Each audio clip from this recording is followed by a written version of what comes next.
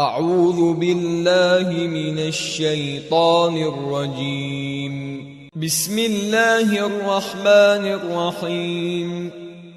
الحمد لله الذي أنزل على عبده الكتاب ولم يجعل له عوجا قيما لينذر بأسا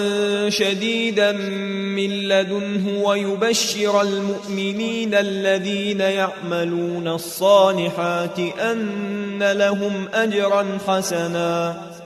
ماكثين فيه أبدا وينذر الذين قالوا اتخذ الله ولدا ما لهم به من علم ولا لآبائهم كبرت كلمة تخرج من أفواههم إن يقولون إلا كذبا فلعلك باخع نفسك على آثارهم إن لم يؤمنوا بهذا الحديث أسفا إنا جعلنا ما على الأرض زينة لها لنبلوهم أيهم أحسن عملا وإنا لجاعلون ما عليها صعيدا جرزا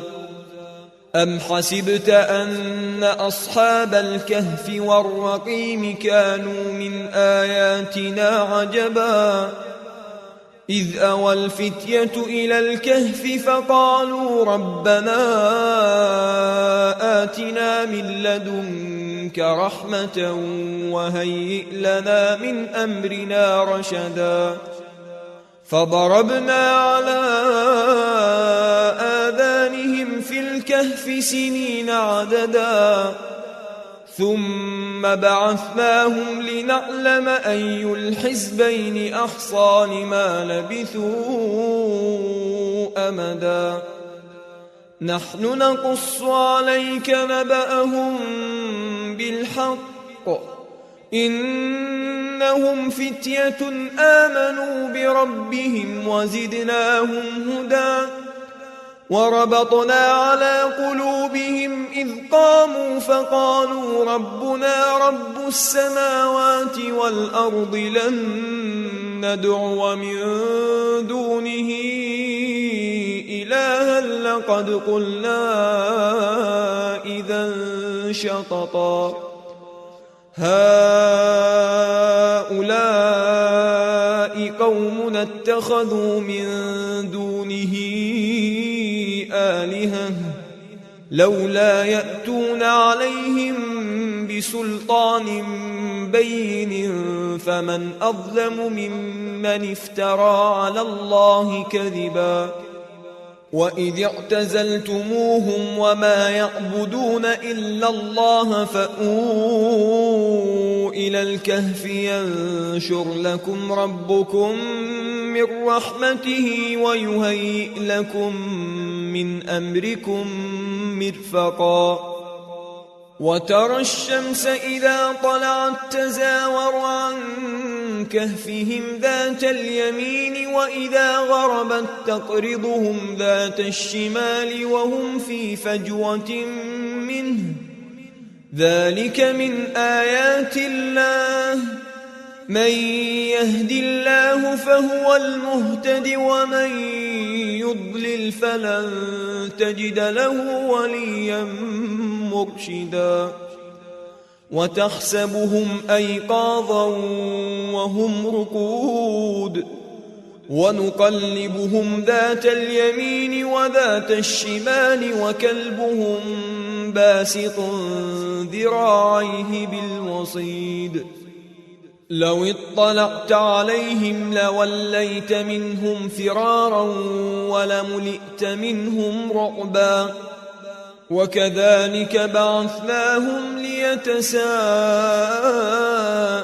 بينهم قال قائل منهم كم لبثتم قالوا لبثنا يوما أو بعض يوم قالوا ربكم أعلم بما لبثتم فابعثوا أحدكم بورقكم هذه إلى المدينة فلينظر أيها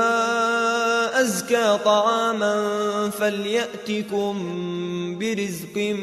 منه وليتلطف ولا يشعرن بكم أحدا إنهم إن يظهروا عليكم يرجموكم أو يعيدوكم في ملتهم ولن تفلحوا إذا أبدا وكذلك أعثرنا عليهم ليعلموا أن وعد الله حق وأن الساعة لا ريب فيها إذ يتنازعون بينهم أمرهم فقالوا ابنوا عليهم بنيانا ربهم أعلم بهم قال الذين غلبوا على أمرهم لنتخذن عليهم مسجدا سيقولون ثلاثة رابعهم كلبهم ويقولون خمسة سادسهم كلبهم رجما بالغيب ويقولون سبعة وثامنهم كلبهم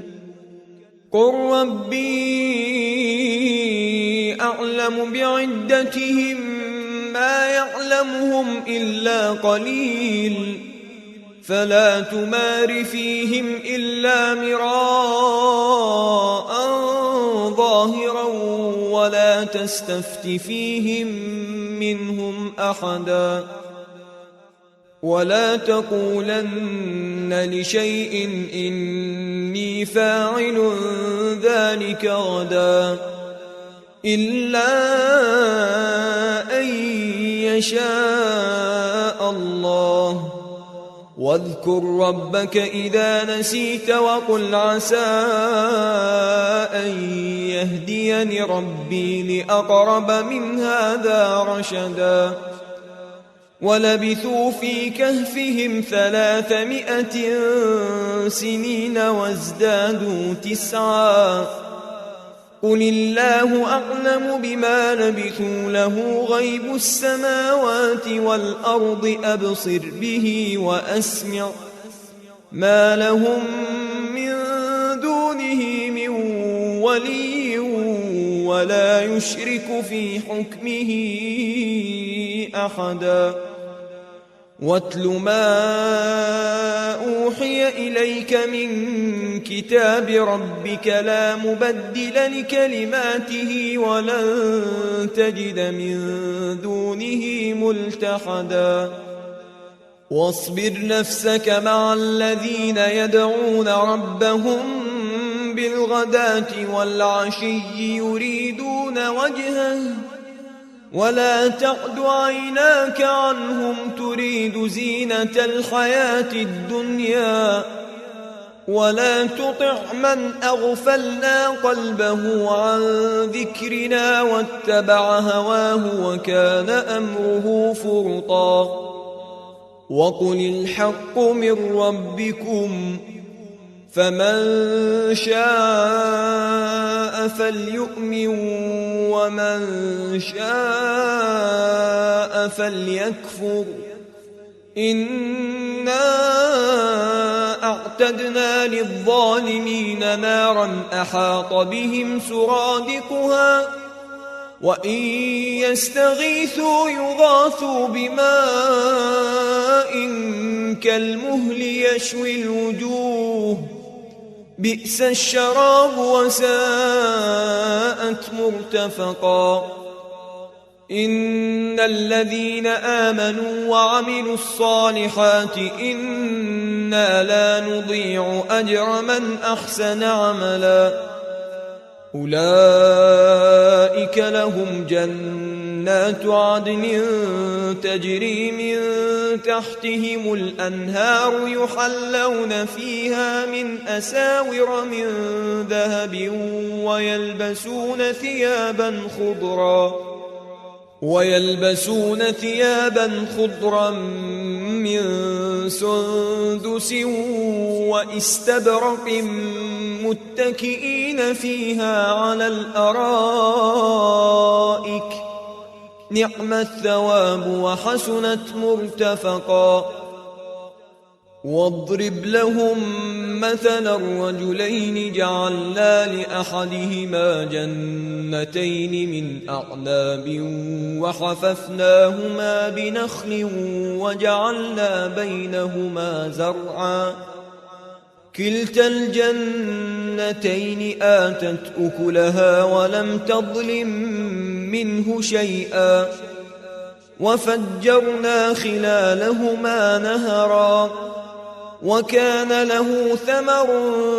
فقال لصاحبه وهو يحاوره أنا أكثر منك مالا وأعز نفرا ودخل جنته وهو ظالم لنفسه قال ما أظن أن تبيد هذه أبدا وما أظن الساعة قائمة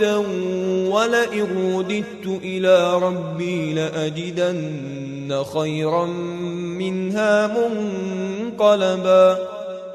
قال له صاحبه وهو يحاوره أكفرت بالذي خلقك من تراب ثم من نطفة ثم سواك رجلا لكن هو الله ربي ولا أشرك بربي أحدا. ولولا إذ دخلت جنتك قلت ما شاء الله لا قوة إلا بالله إن ترني أنا أقل منك مالا وولدا فعسى ربي أن يؤتيني خيرا من جنتك ويرسل عليها حسبانا من السماء فتصبح صعيدا زلقا أو يصبح ماؤها غورا فلن تستطيع له طلبا. وأحيط بثمره فأصبح يقلب كفيه على ما أنفق فيها وهي خاوية على عروشها ويقول يا ليتني لم أشرك بربي أحدا ولم تكن له فئة ينصرونه من دون الله وما كان منتصرا. هنالك الولاية لله الحق هو خير ثوابا وخير عقبا. واضرب لهم مثل الحياة الدنيا كماء إن أنزلناه من السماء فاختلط به نبات الأرض فأصبح هشيما تذروه الرياح وكان الله على كل شيء مقتدرا.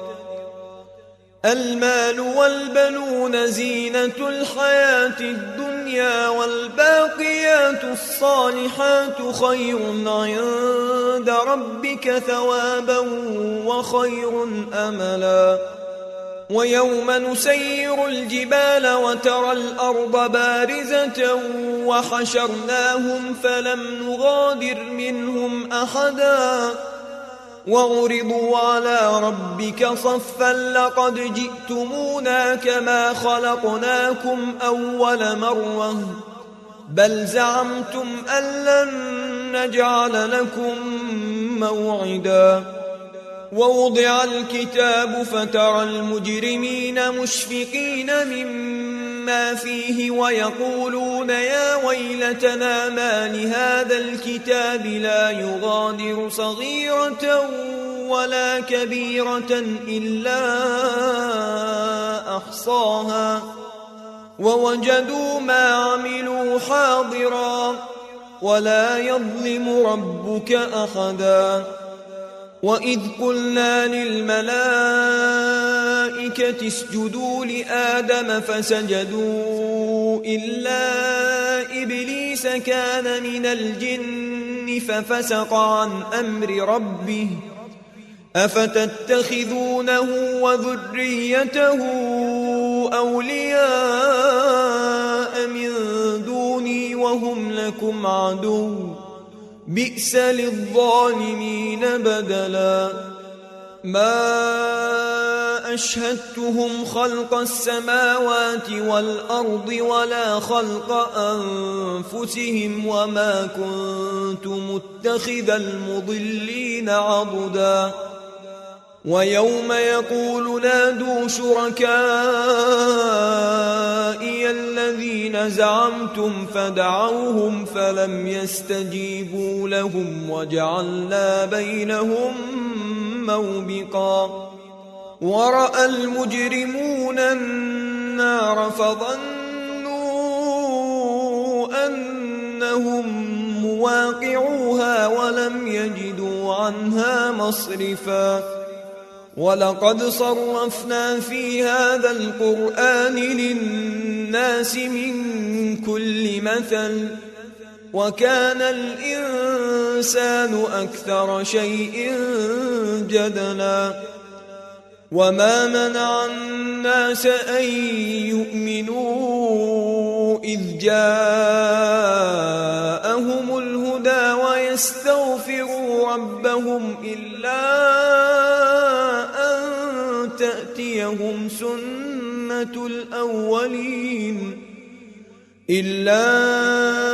أن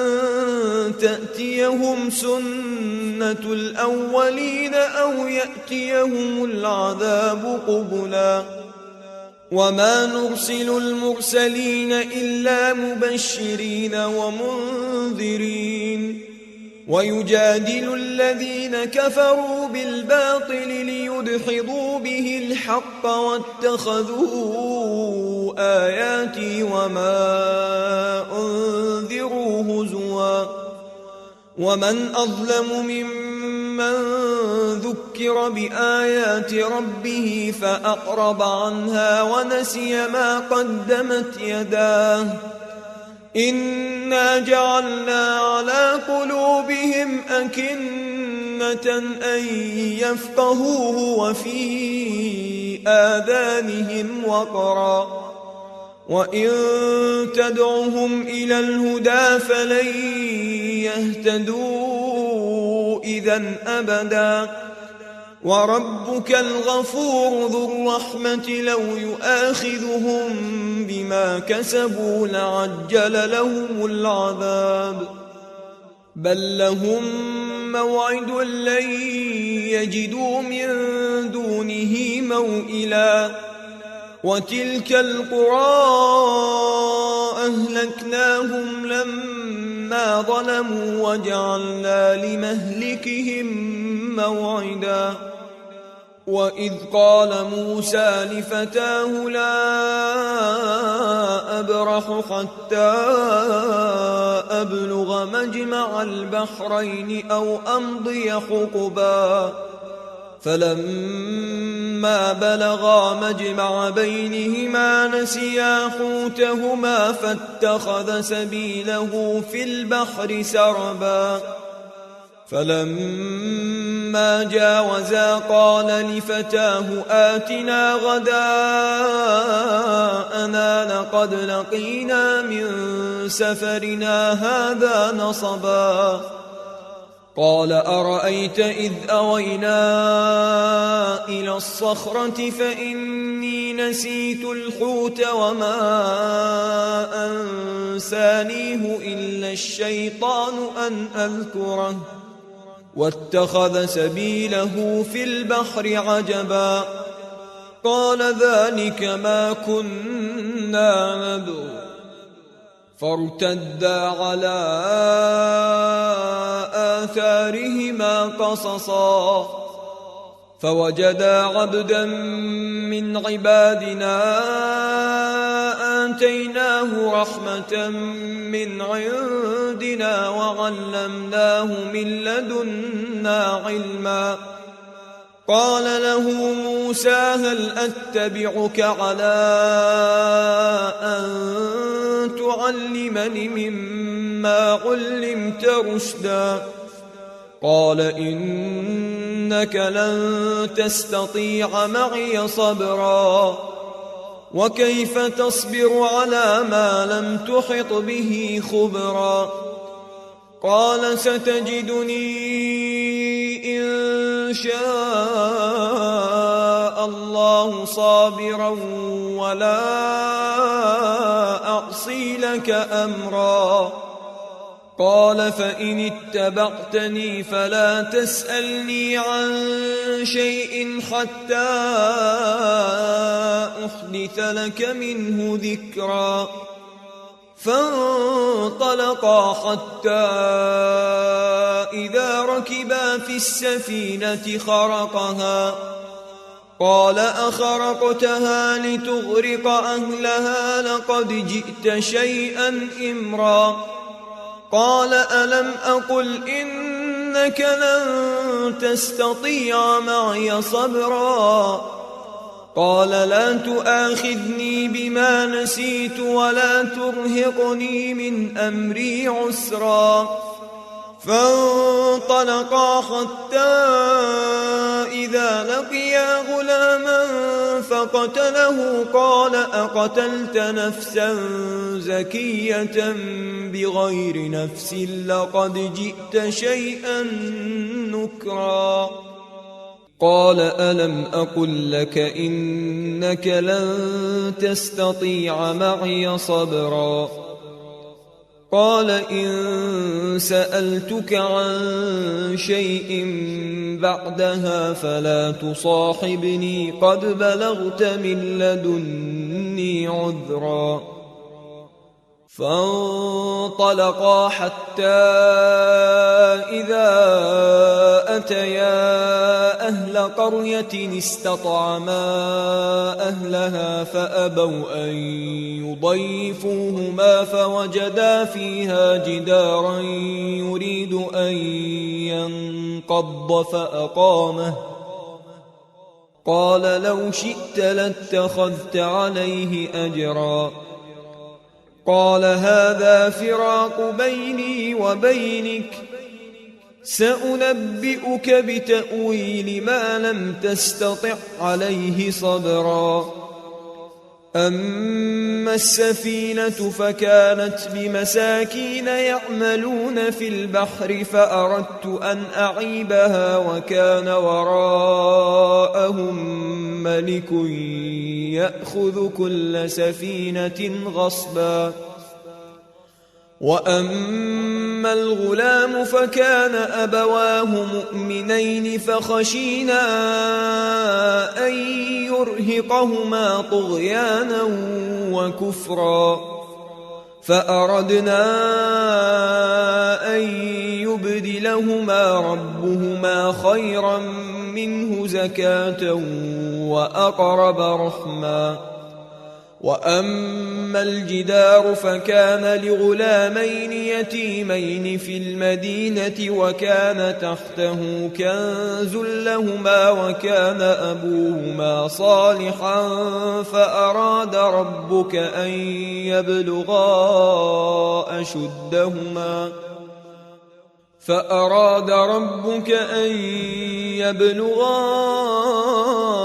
أشدهما ويستخرجا كنزهما رحمة من ربك وما فعلته عن أمري ذلك تأويل ما لم تسطع عليه صبرا ويسألونك عن ذي القرنين قل سأتلو عليكم منه ذكرا إنا مكنا له في الأرض وآتيناه من كل شيء سببا فأتبع سببا حتى إذا بلغ مغرب الشمس وجدها تغرب في عين حمئة ووجد عندها قوما قلنا يا ذا القرنين إما أن تعذب وإما أن تتخذ فيهم حسنا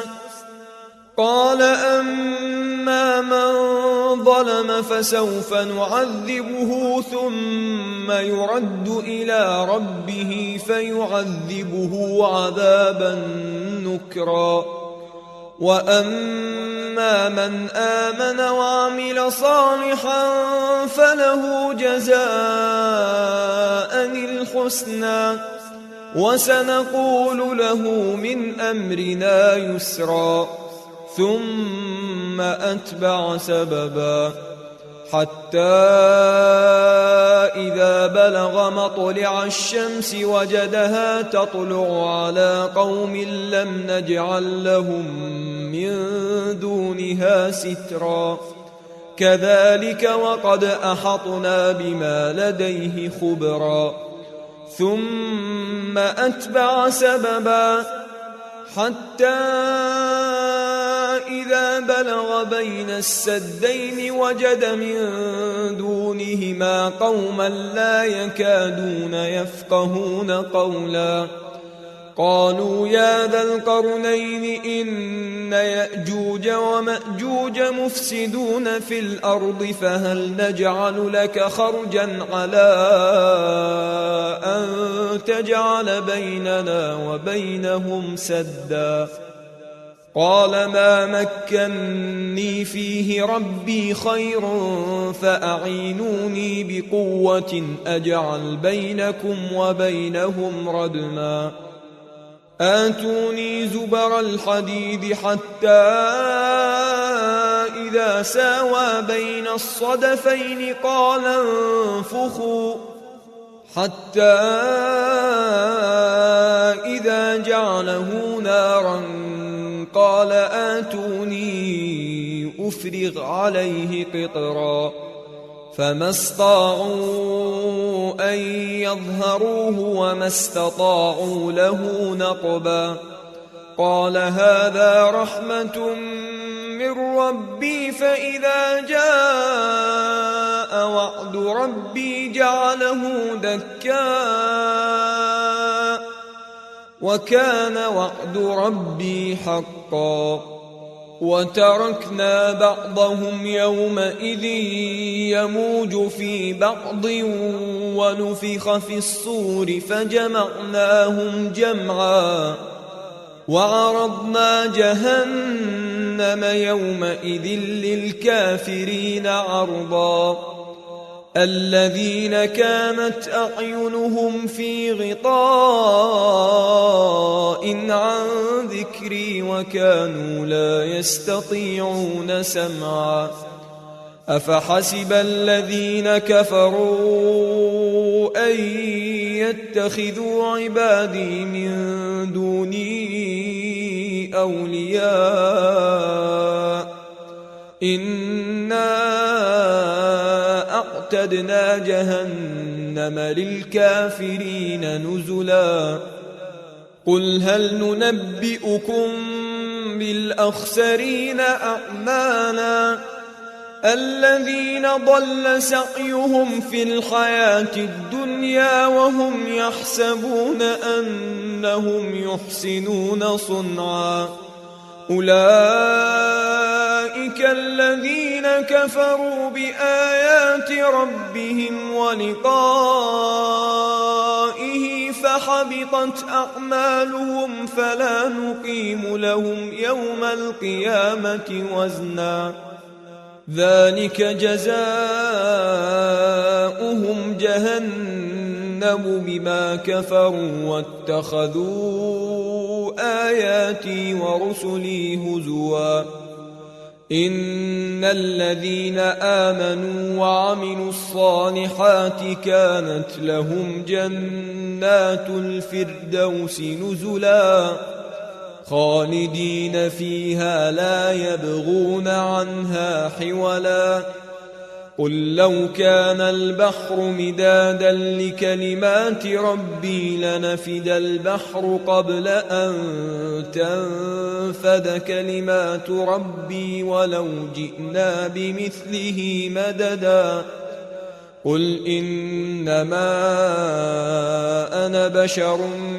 مثلكم يوحى إلي أنما إلهكم إله واحد فمن كان يرجو لقاء ربه فليعمل عملا صالحا